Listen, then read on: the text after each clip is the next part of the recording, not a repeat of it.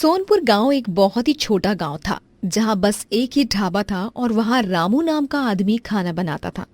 रामू के हाथ का खाना पूरे गांव में ही मशहूर था क्योंकि रामू खाने के साथ साथ लोगों को स्वाद भी देता था।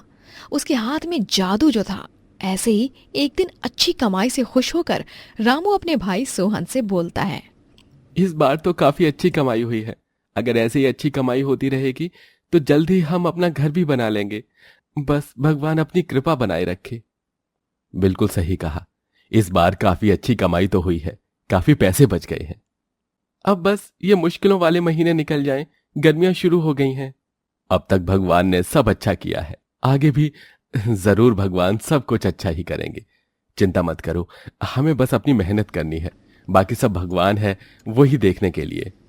सोहन और रामू अब तक की हुई कमाई से बहुत खुश थे।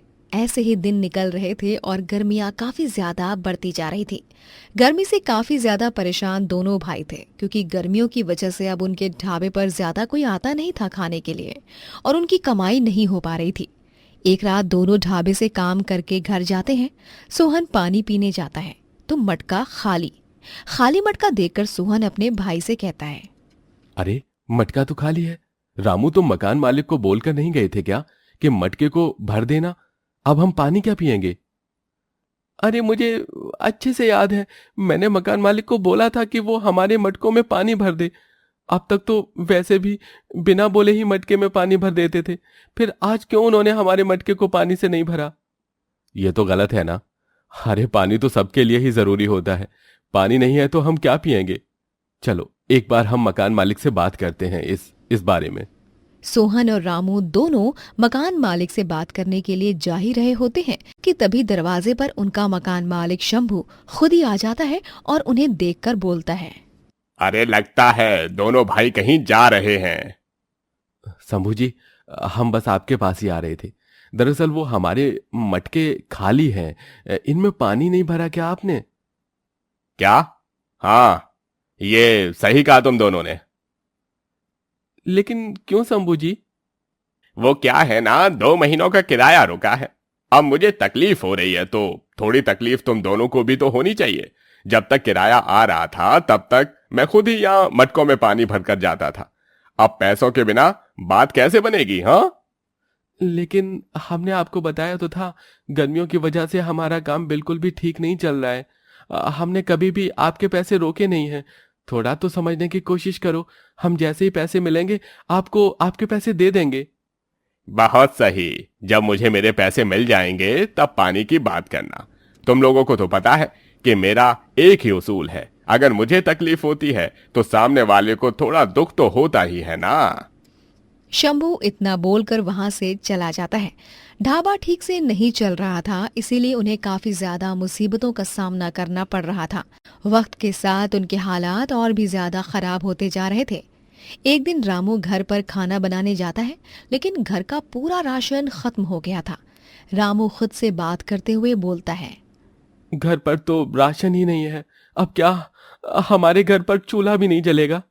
हे भगवान, अब और कितनी परीक्षा लोगे आप हमारी? इतनी मुसीबतें क्यों खड़ी कर रहे हो? एक के बाद एक नई मुसीबतें खड़ी हो रही थी लेकिन कहीं से कोई भी रास्ता नहीं मिल रहा था। एक दिन दोनों हताश निराश भगवान के आगे बैठे होते हैं। सोहन हाथ जोड़कर भगवान से प्रार्थना करते हुए बोलता है, भगवान जी, कोई तो रास्ता निकालो, हमारी डूबती हुई नैया को पार लगाओ। हमारी मदद करो भगवान जी, हमारी मदद करो। दोनों अब बस भगवान का ख्याल रखकर बस मेहनत ही कर रहे थे। कुछ दिनों बाद दोनों भाई के ढाबे में अजय नाम का एक पर्यटक आता है जिसे काफी ज्यादा भूख लगी होती है। रामू उसके लिए बढ़िया सा खाना बनाकर लाता है। अजय वो खाना खाता है और उसे काफी ज्यादा अच्छा लगता है। अजय खाने की तारीफ करते हुए बोलता है, अरे वाह, खाना तो बहुत ही स्वादिष्ट था। इतना स्वाद खाना मैंने आज तक कभी अपनी जिंदगी में नहीं खाया है। भूख लगने पर वैसे तो सब कुछ ही अच्छा लगता है, लेकिन आज जब भूख मिट भी गई तब भी मन नहीं भरा खाने से। हाँ दिल खुश हो गया खाना खाकर तो। अजय उन दोनों से बात करके जा रहा होता है कि तभी पीछे से दो लोग अजय का बैग चोरी करने लगते हैं। सोहन और रामू चोर को देख लेते हैं और तुरंत उन चोर को पकड़कर उनसे बैग छीनते हैं, लेकिन चोर भाग जाता है। अजय को काफी अच्छा लगता है कि उन दोनों ने उसे बचाया और वो उनसे बोलता है, तुम दोनों का बहुत बहुत धन्यवाद। तुम दोनों ने आज उस चोर से बचा लिया, वरना तो वो चोर मेरा बैग लेकर भाग जाता और शायद मुझे भी कोई नुकसान पहुंचा देता। ये कैसी बात कर रहे हैं आप सर जी? ये तो हमारा फर्ज है। आप हमारे यहाँ खाना खाने आए थे, और अगर आप हमारे यहाँ खाना खाने नहीं भी आए होते तो भी आपको बचाना तो हमारा फर्ज है। ऐसे कैसे कोई आपको नुकसान पहुंचा सकता है? जी बिल्कुल, मेरे बड़े भाई सोहन ने बिल्कुल सही कहा। आप हमारे गांव के मेहमान हो, आपको कोई परेशानी ना हो इस बात का ध्यान रखना हमारा फर्ज है। वैसे आप एक बार अपना बैग देख लीजिए, सब ठीक तो है ना? अरे बैग देखने की जरूरत नहीं है। तुम दोनों ने उन चोर के कुछ करने से पहले ही आप दोनों आए थे। मैं आपको धन्यवाद जितना भी करूंगा वो कम ही होगा। मैं बता नहीं सकता कि आप लोगों ने कितनी मदद की है हमारी। अरे आप बार बार धन्यवाद करके हमें छोटा क्यों बना रहे हैं? आपको बचाना हमारा फर्ज था। हम आपके किसी काम आ पाए, इसमें हमें ही खुशी मिली है। अरे आप लोगों ने मुझे बचाया है, मेरे बैग को चोरी होने से बचाया है, इसलिए मैं आपको ये 50,000 रुपए देना चाहता हूँ। जिस तरह आप दोनों ने मेरी मदद की, अगर इन पैसों से मैं आपकी कोई मदद कर पाऊंगा तो मुझे बहुत अच्छा लगेगा। अरे हम ये पैसा कैसे ले सकते हैं? हमने आपकी मदद जरूर की है, लेकिन ये सोचकर नहीं कि इसके बदले आप हमें कुछ दोगे। इसकी जरूरत नहीं है। आपको जरूरत नहीं होगी, लेकिन अगर आप ये पैसे ले लोगे तो मुझे अच्छा लगेगा। आजकल कोई किसी की मदद नहीं करता है, और आप दोनों ने अपने बारे में सोचे बिना मेरी मदद की है। अजय के इतना बोलने पर वो पैसे रख लेते हैं और पैसों से अपने ढाबे पर एसी लगवाते हैं। एसी लगवाने के बाद उनका ढाबा फिर से अच्छा चलने लगता है। दोनों भाई बहुत खुश होते हैं।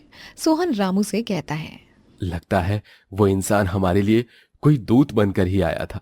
उस अनजान शख्स ने हमारी मदद की और उनकी वजह से आज हमारा ढाबा गर्मियों में भी चल रहा है। हाँ, मुझे भी यही लगता है। भगवान के घर देर है लेकिन अंधेर बिल्कुल नहीं है। दोनों काफी खुश हो जाते हैं क्योंकि इतनी मेहनत के बाद आखिरकार गरीब का एसी ढाबा बन ही जाता है। चारू एक अनाथ लड़की होती है जो एक छोटे से गांव में अपने चाचा चाची के साथ रहती है। एक सुबह चारू काफी देर से उठती है तो चारू की चाची को काफी गुस्सा आता है। कहो, मुफ्त का घर बार मिल गया तो पलंग ही तोड़ी रहोगी तुम, हैं? कछु काम धंधा नहीं करना का?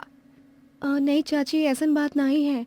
वो का है ना, कल रात घर का काम करने के बाद शरीर बहुत टूट रहा था, इसीलिए सुबह ना आँख नहीं खुली। आँख नहीं खुली? ये कौन बात होत है, हैं? अरे ऐसन कैसन आँख नहीं खुली?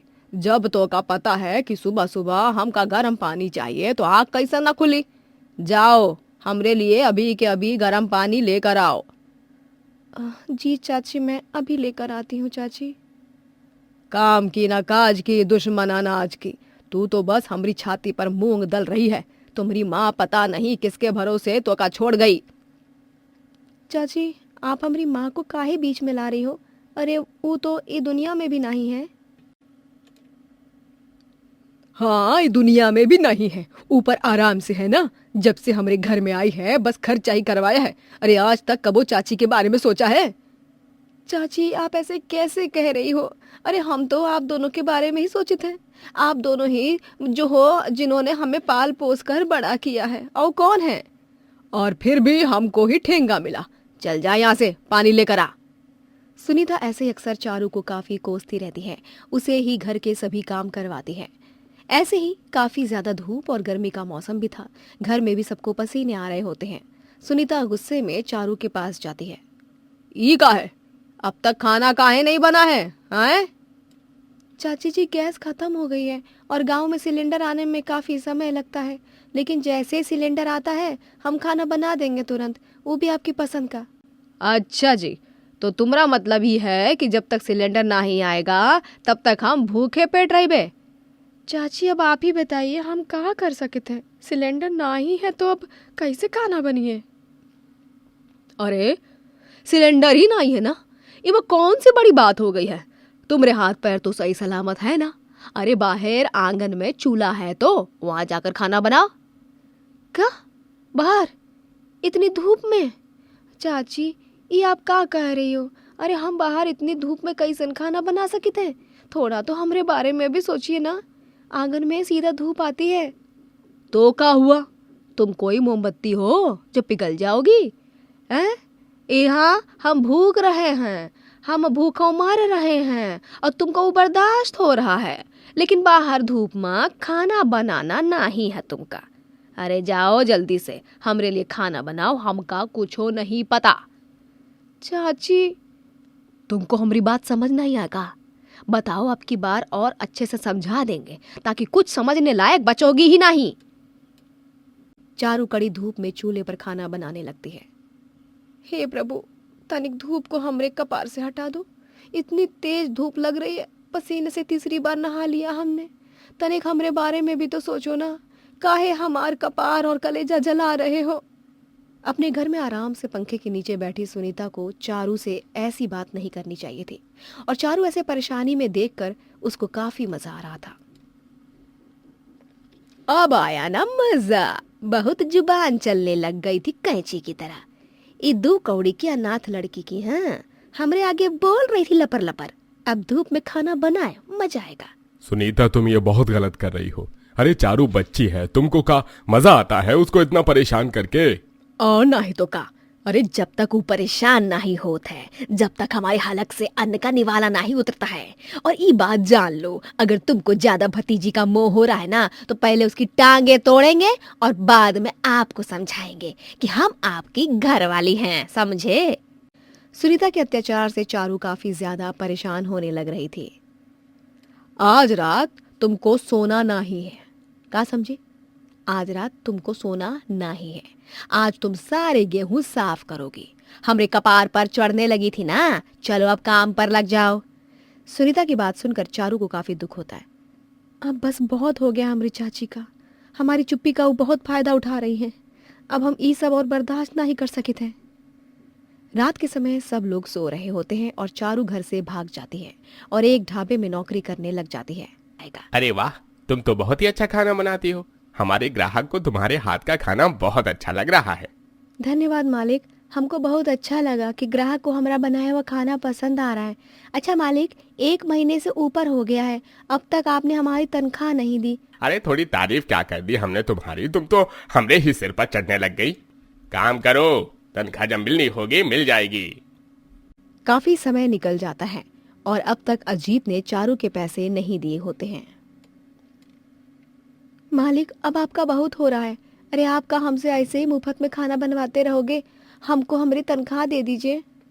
हमने तुमको अपने ढाबे में काम दिया, 2 वक्त की रोटी दी, रात में सोने की जगह दी, और अब तुम हमरे आगे मुंह खोल रही हो कि तनख्वाह भी चाहिए। अरे किस बात की तनख्वाह? मालिक, हमारी शुरू में ही बात हो गई थी। हमने कहा था ना कि तनख्वाह कम दे दीजिएगा, लेकिन हमको रहने की जगह और 2 वक्त का खाना दे दीजिएगा, और आपने भी हाँ किया था ना, तो अब काहे मना कर रहे हैं? देखिए, हम पहले ही बहुत मुसीबत में हैं, आप हमारे साथ ऐसा मत कीजिए। तुमको किस बात का इतना घमंड है? अरे खाना ही अच्छा बनाती हो, तुम्हें जैसे और 4 बावर्ची मिल जाएंगे। एक तो तुम्हें हताश परेशान सोचकर हमने तुम्हारी मदद की, और अब तुम ही हमरे आगे ऊंची आवाज में बात कर रही हो। जाओ, कोई तनख्वाह नहीं मिलेगी अब, और अब तुम यहाँ काम भी नहीं करोगी। नहीं नहीं मालिक, ऐसा मत कीजिए। अरे आप हमको काम से निकाल दोगे तो हम कहाँ जाएंगे? मालिक, हम तो बस अपनी मेहनत की कमाई मांग रहे हैं ना। किस बात की मेहनत? अरे ढाबा हमरा यहाँ, काम हमने दिया, रहने की जगह हमने दी, खाना दिया, और हमसे ही अकड़। निकलो यहाँ से। अजीत चारू को ढाबे से निकालने लगता है। तभी वहाँ रोहन नाम का लड़का आता है। ये सब क्या हो रहा है? आप तो यहाँ हर रोज खाना खाने आते हैं ना? हम इतनी मेहनत से खाना बनाते हैं, सब कुछ करते हैं, साफ सफाई भी हम ही करते हैं ढाबे की, लेकिन मालिक है कि अब तनख्वाह देने से मना कर रहे हैं। झूठ काहे बोल रही हो तुम? अरे जब तनख्वाह देने की बात की नहीं हुई तो किस बात की तनख्वाह? आप तो रहने ही दीजिए। और देखिए, यहाँ चारू जी ने काम किया है, हमारे अलावा और भी बहुत लोग जानते हैं। अभी थानेदार को बुलाएंगे तो ढाबे पर ताला लग जाएगा।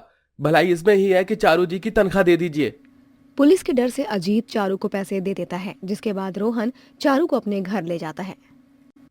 चारू जी, हम बस उस ढाबे में आपके लिए ही जाते थे। हमको आप शुरू से ही बहुत पसंद थी। आप हमसे शादी करना चाहती हैं? एक का कह रहे हो आप? हम बिल्कुल सच कह रहे हैं। हमने आपको बहुत पसंद करते हैं, शादी भी करना चाहते हैं। क्या आप हमसे शादी करोगी? हमको तो यकीन ही नहीं हो रहा है कि हम एक गरीब बेसहारा लड़की हैं। हमको आपने उस मालिक से बचाया और अब आप ये क्या कह रहे हैं कि आप हमसे शादी भी करना चाहते हो? ये सब सपना तो नहीं है? नहीं, ये सपना नहीं है, हमारा सच है जो हमने आपको बताया। चारू को भी रोहन काफी अच्छा लगता है, इसीलिए चारू मना नहीं करती है और वो दोनों जल्दी शादी कर लेते हैं। चारू अपनी रसोई देखकर काफी हैरान हो जाती है। ई का है रोहन जी, रसोई में एसी? यहाँ पर तो एसी लगा है। हाँ, क्योंकि हमने तुमको उस ढाबे में गर्मी में पसीने से लथपथ होकर काम करते हुए देखा है, इसलिए हमने सोच लिया था कि आपका रसोई कोई आम नहीं होगी, इसलिए हमने रसोई में एसी लगवा दिया। आपका बहुत धन्यवाद रोहन जी, हमको एसी रसोई बहुत अच्छी लगी। हम अभी आपके लिए स्वादिष्ट खाना बनाकर लाते हैं। चारू अपनी एसी रसोई देखकर काफी खुश हो जाती है और अपनी आगे की जिंदगी अपने पति के साथ खुशी खुशी बिताती है। सुमन और गायत्री दोनों ही अपने घर में काफी ज्यादा उदास बैठी होती। माँ जी, अब हमारा क्या होगा? इनकी दवाई भी खत्म हो रही है, घर में पैसे भी नहीं है, हमारे पास कोई नौकरी भी नहीं है, तो अब हमारा घर कैसे चलेगा? बहू, तू चिंता मत कर, सब ठीक हो जाएगा। मैं आसपास कहीं काम देख रही हूँ, जैसे ही काम मिल जाएगा पैसों की दिक्कत परेशानी थोड़ी तो दूर होगी। माँ जी, कहीं कोई काम नहीं मिलेगा। मैंने भी इतनी जगह काम के लिए पता किया है, लेकिन काम मिल ही नहीं रहा है। ऐसे में तो कुछ करना ही पड़ेगा ना हमें। ऐसे क्यों बोल रही है? कुछ सोचा है क्या तूने पहले से ही? हाँ माँ जी, मैं सोच कर ही बोल रही हूँ। देखिए, आसपास कोई भी घर पर कीर्तन पूजा पाठ होता है तो वहाँ पर मुझे ही बुलाते हैं सब खाना बनाने के लिए, क्योंकि मैं थोड़ा ठीक ठाक खाना बनाती हूँ। तो क्यों ना अब हम अपना काम शुरू कर दें, मतलब अपना ढाबे वाला काम, ढाबा खोलें। बहू, तो ये क्या कह रही है? ढाबा खोलना हमारे बस की बात नहीं है। ढाबा खोलने में कितनी परेशानी आती है। माँ जी, मैं आपकी चिंता और डर अच्छे से समझ रही हूँ, लेकिन जब तक हम किसी भी काम के लिए हिम्मत नहीं बनाएंगे ना, तब तक वैसे भी कुछ करना हमारे बस की बात नहीं होगी ना। बहू, तू समझ नहीं रही है।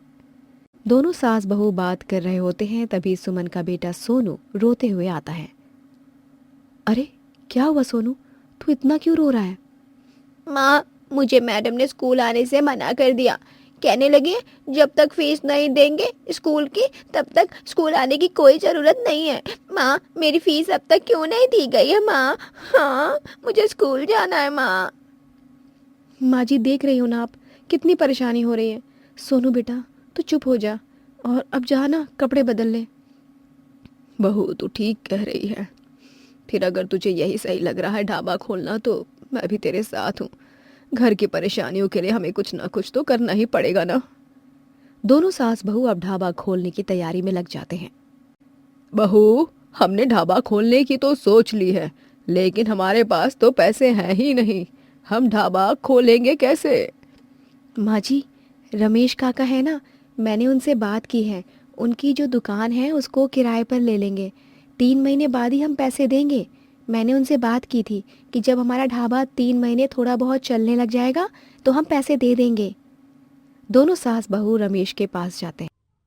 अरे दुलारी पिचकारी दोनों आ गई।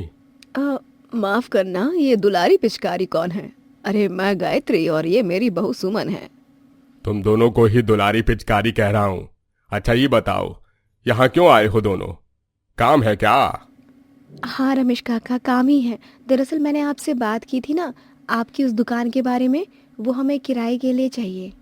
दुकान क्या, घर ले लो, सड़क ले लो, पूरा देश ले लो, हमें क्या, लेकिन किराया दे देना 3 महीने में। जी काका, हम दे देंगे, आप चिंता मत कीजिए। दोनों सास बहू दुकान को ढाबे में बदलते हैं। बहू, मैंने अपने ढाबे के बाहर के बोर्ड तो लगा दिया है। अब लोग आते जाते लोग यहाँ पर देखेंगे और यहाँ खाने के लिए भी आते रहेंगे। माँ जी, ये तो बिल्कुल सही किया। यहाँ आसपास भी काफ़ी लोगों के ढाबे हैं जो कि काफ़ी समय से हैं यहाँ पर। अब मुझे तो घबराहट हो रही है कि इतने लोग जो अपना नाम कमा चुके हैं, उनके बीच में हमारा ढाबा टिक पाएगा या नहीं। माँ जी, भगवान पर भरोसा रखो, सब ठीक हो जाएगा। दोनों सास बहू अपने ढाबे पर ग्राहक के आने का इंतज़ार करते रहते हैं, लेकिन कोई भी ग्राहक नहीं आता। माँ जी, कहीं हमने गलती तो नहीं की ना ढाबा खोलकर? इतनी देर हो गई है, हम कब से बैठे हैं, यहाँ तो कोई आ ही नहीं रहा है। अगर ऐसे ही चला तो हमारा नुकसान हो जाएगा। बहू, तूने ही तो हिम्मत दी है और तू ही ऐसे हिम्मत हार जाएगी तो कैसे चलेगा? अरे थोड़ा समय लगता है, धीरे धीरे सब ठीक हो जाएगा। दोनों सास बहू नए ढाबे पर खड़ी रहती हैं। काफी समय हो जाता है लेकिन 3-4 दिनों तक उनके ढाबे पर कोई नहीं आता, बिल्कुल सूना रहता है। बहू, अब तो मुझे भी चिंता हो रही है। अरे अगर ऐसे ही चलता रहेगा तो क्या होगा? ऐसे तो हमारा कितना ज़्यादा नुकसान हो जाएगा। हमने कितनी सारी सब्जियां खरीदी हैं, ऊपर से हमें ढाबे का किराया भी देना पड़ेगा। अरे हम ये सब कैसे करेंगे? माँ जी, मैंने तो सोचा था कि हम काम करेंगे, अपना ढाबा खोलेंगे तो हमारा फ़ायदा भी होगा, लेकिन यहाँ तो दूर दूर तक मुझे कहीं से कोई भी फ़ायदा नज़र नहीं आ रहा। मुझे माफ़ कीजिए माँ जी, मैंने ऐसा नहीं सोचा था। बहू, देखा, हमने भगवान का नाम लेकर ढाबा तो शुरू कर दिया, अब देखते हैं कुछ होगा कि नहीं। माँ जी, हमारा ढाबा बहुत ही सिंपल सादा सा लगता है, हम इसमें कुछ अनोखा ट्राई करें क्या? बहू, तू ये क्या कह रही है? अब हम ढाबे में अनोखा क्या कर सकते हैं? माँ जी, हम ढाबे को अनोखा करने के लिए ना फूल पत्तों से ढाबे की रंगत को बदल देते हैं। इसको सुंदर बना सकते हैं ताकि लोग इसकी सजावट देख कर आएँ और यहाँ पर उनके रुकने का मन करे। अगर यहाँ पर किसी भी ग्राहक का रुकने का मन करेगा ना तो वो खुद ही बहाने ढूंढ कर आएगा। अरे बहू, ये तो तूने बिल्कुल पते की बात कही है। दोनों सास बहू अब अपने ढाबे को अनोखे बनाने की तैयारी में जुट जाते हैं। फूल पत्ते घर के वेस्ट मटेरियल से ढाबे को अनोखा और बहुत ही सुंदर बनाते हैं। ये तो हमारी छोटी सी दुकान थी जिसकी काया पलट ही हो गई है। देखो, इतनी सुंदर दुकान बना दी है तुमने। अगर हम इसका पैसा बढ़ा देंगे तो तुम्हें देना पड़ेगा। काका, आप ये क्या कह रहे हैं? वैसे भी हमारा काम चल नहीं रहा है, हम कैसे इतने पैसे देंगे? अरे हम तो मजाक कर रहे हैं, इतने सुंदर दुकान बना दी है। अगर हम यहाँ रोज आ जाएं तो कोनो दिक्कत तो नहीं होगी। नहीं नहीं, हमें कोई दिक्कत नहीं होगी, आप यहाँ आ सकते हैं रोज। सास बहू के अनोखे ढाबे को देखकर लोग आकर्षित होते हैं और ढाबे पर आना शुरू कर देते हैं। बहू, तेरा ये अनोखा आइडिया तो काम कर गया। देख, कल तक यहाँ कोई आता नहीं था और अब हमारे ढाबे पर कितनी भीड़ है। हाँ माँ जी, भगवान का लाख लाख शुक्र है कि हमारी नाव डूबने से उन्होंने बचा ली। सास बहू काफ़ी मेहनत करते हैं लेकिन आसपास के ढाबे वाले काफ़ी चिढ़ने लगते थे। इन दोनों सास बहू के अनोखे ढाबे की वजह से तो हमारे ढाबे की कमाई ही रुक गई है। इनको सबक जरूर सिखाऊंगा। मनोज को काफ़ी गुस्सा आता है और वो वहाँ के खाने। अरे भाई, मैं झूठ थोड़े ना बोलूंगा, खुद खाकर देख लीजिए नमक है कि नहीं। नहीं भाई साहब, अब आप खाना खा रहे हैं, आपको स्वाद का ज़्यादा पता होगा, लेकिन मैं बिल्कुल सच कह रही हूँ। मैंने खाना बनाने के बाद खाना चखा भी था, तब तो नमक बिल्कुल बराबर था। अब पता नहीं कैसे आपको ज़्यादा लग रहा है। मेरी झूठ बोलने की आदत नहीं है, आपको यही लगता है ना मैं झूठ बोल रहा हूँ। आप एक काम करिए, खुद खाना खाकर फिर बताइए। दोनों सास बहू खाना खाते हैं तो उन्हें भी नमक काफ़ी तेज़ लगता है। माफ़ करना, दरअसल गलती से नमक गिर गया होगा ज़्यादा। अच्छा, आपका मुंह का स्वाद खराब हो गया, इसीलिए हम आपको एक ऑफ़र देते हैं। आप हमारे ढाबे में कितनी भी फ़ोटो ले सकते हैं, कितनी भी देर तक रुक सकते हैं। पक्का ना कहीं बाद में आप बोलोगे तो नहीं कि मैं मुफ्त में रुका हूँ। अरे नहीं नहीं, ढाबा अपना ही समझिए, हम आपके लिए कुछ अच्छा भी खाने को लाते हैं। सूरज सास बहू के ऑफर से खुश हो जाता है और ढाबे में बड़े चाव से खाना भी खाता है और काफ़ी सारी फोटोज लेता है। मजा आ गया ऐसे अनोखे ढाबे पर आकर, अब तो मैं यहाँ रोज ही आऊंगा। इसके बाद दोनों सास बहू अपने ढाबे को और अनोखा बनाने के लिए आए हुए ग्राहकों का फूलों से स्वागत करते हैं। उनके बैठने की काफ़ी सुंदर जगह की व्यवस्था करते हैं। वाओ, ये कितना प्यारा ढाबा है, बिल्कुल यूनिक है। सच में ऐसा अनोखा ढाबा तो मैंने पहले कभी देखा ही नहीं। Just wow. आपको हमारा ढाबा पसंद आया? ये पसंद आने लायक वाली तो चीज़ है ही नहीं। ये तो ऐसा ढाबा है जहाँ पर हर किसी का मन करे कि वो यहाँ से जाए ही ना। सच में बहुत ही प्यारा ढाबा है और इसको अनोखा बनाने के लिए आप लोगों ने भी देखकर ही, मतलब आपको देखकर लग रहा है कि कितनी ज़्यादा आप लोगों ने मेहनत की है। वैसे हमारे ढाबे का खाना भी बहुत ही स्वादिष्ट है, आप खाओगे ना तो आपको भी बहुत अच्छा लगेगा। ये तो कहने की बात ही नहीं है। आई मीन आप लोगों को ना, मतलब क्या कहूँ मैं, देख कर ही लग रहा है कि ढाबे में खाना भी बहुत ही अच्छा, बहुत ही स्वादिष्ट मिलेगा। अब जल्दी से ना मेरे लिए अपने ढाबे का बेस्ट वाला खाना दे दीजिए, मुझे क्रेविंग हो रही है, मुझे इंतज़ार नहीं हो रहा है। इसी तरह दोनों सास बहू का अनोखा ढाबा काफ़ी ऊंचाई पर आ जाता है और जलनखोर लोगों की जलन उन्हें ही मात देती रहती है।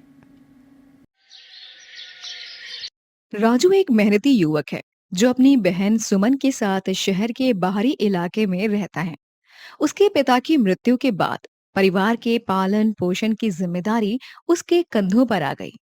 वो हर दिन सुबह 4 बजे उठकर अपनी साइकिल पर बर्फ के बड़े बड़े टुकड़े लेकर शहर की ओर निकल जाता है। आज जरूर अच्छी कमाई होगी। सुमन के कॉलेज की फीस भी भरनी है और घर का किराया भी देना है। राजू शहर के सबसे व्यस्त चौराहे पर पहुंचकर अपनी साइकिल से बर्फ के टुकड़े उतारता है और अपना छोटा सा ठेला तैयार करता है। वो अपनी विशेष सिरप की शीशियां निकालता है। ये रही मेरी खास सिरप, मास्टर जी के नुस्खे से बनाई हुई। राजू के ठेले पर हमेशा भीड़ लगी रहती है। उसकी चुस्की का स्वाद दूसरों से अलग है। तभी वहां एक लड़की अपने हाथ में कैमरा लिए पहुंचती है। हाय, मुझे ना एक काला खट्टा देना भैया। बिल्कुल, आप यहाँ पहली बार आई हैं? हाँ, मैं ना फूड ब्लॉगर हूँ। मेरे फॉलोअर्स ने बताया कि आपकी चुस्की शहर में सबसे अच्छी है, तो बस मैं एक्साइटेड थी। राजू बड़े ध्यान से बर्फ के टुकड़े को काट कर उस पर काला खट्टा सिरप डालता है। वाह, ये तो वाकई टेस्टी है। क्या बताएंगे इस टेस्ट का राज क्या है? ये मेरे गुरु मास्टर जी का नुस्खा है। वो कहते हैं कि प्यार से बनाई गई हर चीज स्वादिष्ट होती है। क्या मैं आपके बारे में अपने ब्लॉग पर लिख सकती हूँ? अब मैं ना आपका एक वीडियो भी बनाऊंगी। राजू हैरान रह जाता है, पर अनीता उसका वीडियो बनाने लगती है। अगले ही दिन उसका वीडियो वायरल हो जाता है और लोग दूर दूर से राजू की चुस्की खाने आने लगते हैं। पास ही खड़ा हरीश, वो भी एक चुस्की विक्रेता है और राजू की सफलता देखकर जलन उसके चेहरे पर साफ झलकती है। वो अपने नौकर मोनू को बुलाता है।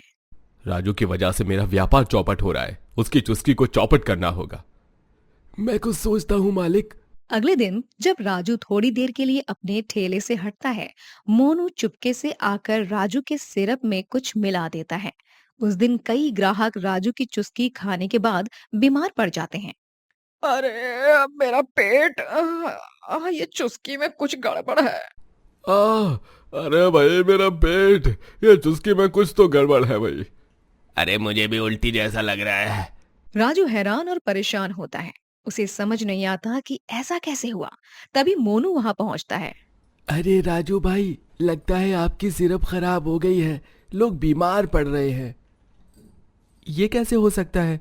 मैंने तो आज सुबह ही ताजा सिरप बनाया था। जल्द ही पूरे इलाके में खबर फैल जाती है कि राजू की चुस्की से लोग बीमार पड़ रहे हैं। उसके ग्राहक कम होने लगते हैं।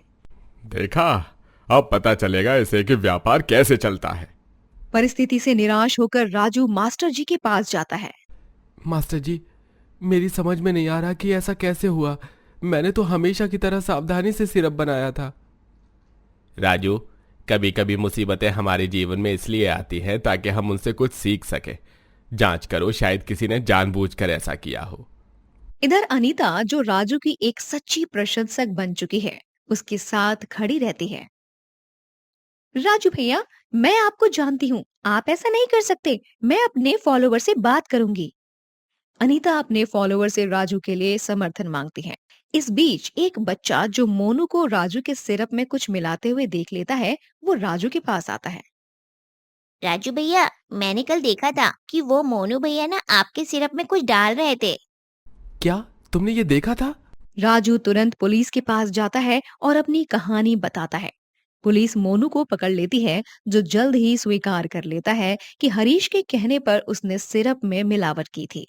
हरीश और मोनू, तुम दोनों गिरफ्तार हो, दूसरों के व्यापार को नुकसान पहुंचाने और लोगों के स्वास्थ्य से खिलवाड़ करने के आरोप में। हरीश और मोनू को गिरफ्तार कर लिया जाता है। अनीता अपने ब्लॉग पर पूरी कहानी पोस्ट करती है, जिससे लोग फिर से उसकी चुस्की खाने आने लगते हैं। सोशल मीडिया पर राजू की कहानी वायरल हो गई। लोग उसकी चुस्की के दीवाने हो गए। साथ ही उसकी चुस्की की डिमांड अब देश भर से आने लगी, जिसके चलते धीरे धीरे राजू ने अपनी एक छोटी सी यूनिट शुरू की और चुस्की के फ्लेवर को पैकेजिंग में बदलकर देश भर में भेजना शुरू किया, जहां राजू अब एक ठेले वाले से बन गया अपनी ब्रांड का मालिक।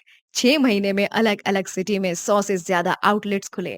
हर आउटलेट पर राजू ने कम से कम एक गरीब बच्चे को नौकरी दी।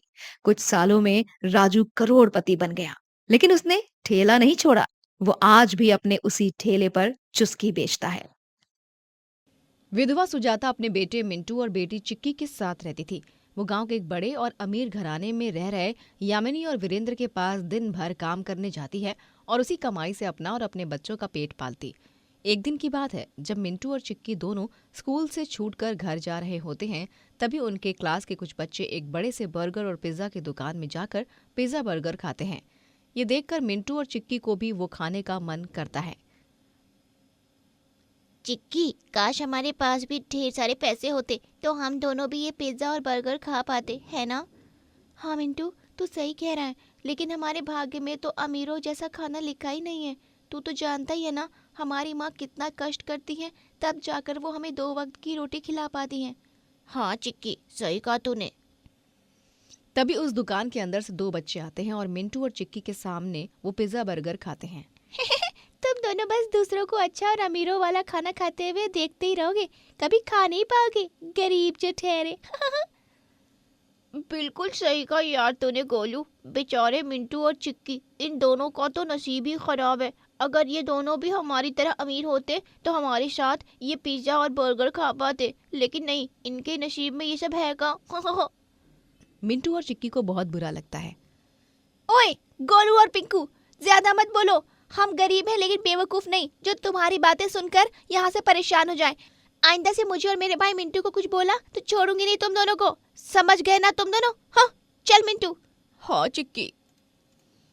चिक्की और मिंटू घर जाते हैं और रात में सुजाता काम से आकर चूल्हे पर दाल चावल पकाकर उन दोनों को दाल चावल देती है। ये लो चिक्की और मिंटू, जल्दी से हाथ धोकर खाना खा लो और फिर सो जाना। ठीक है माँ। चिक्की, मिंटू, मुझे माफ कर दो, मेरे कारण तुम दोनों को ये खाना खाना पड़ता है। आज मुझे रोमिला बता रही थी कैसे बर्गर शॉप के बाहर खड़े रहकर तुम दोनों अपनी क्लास के बाकी बच्चों को अच्छा अच्छा खाना खाते देख रहे थे। रोमिला वहां से गुजर रही थी तभी।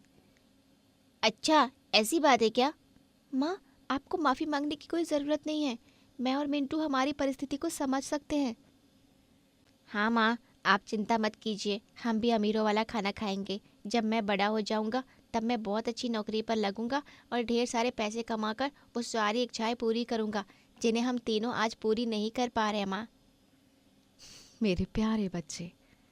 सुजाता के बच्चे काफी समझदार हो जाते हैं। फिर एक दिन जब सुजाता की मालकिन यामिनी के घर उसके पति वीरेंद्र की बड़ी सी बर्थडे पार्टी होती है, तभी वहां पर सारा अमीर खाना आता है।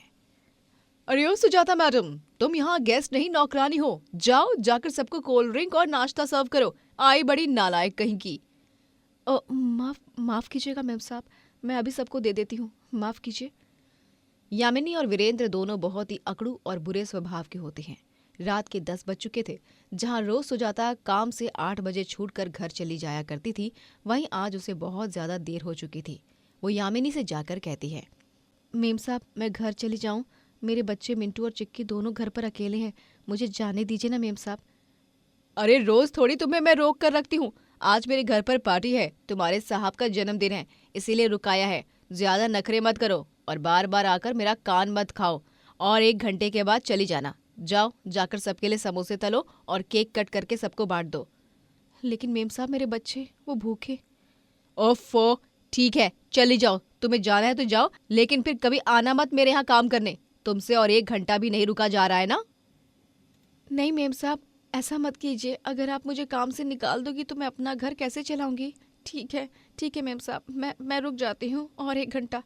सुजाता बहुत परेशान हो जाती है। उसे केक कट करके परोसते समय बस अपने बच्चों की ही चिंता लगी रहती है।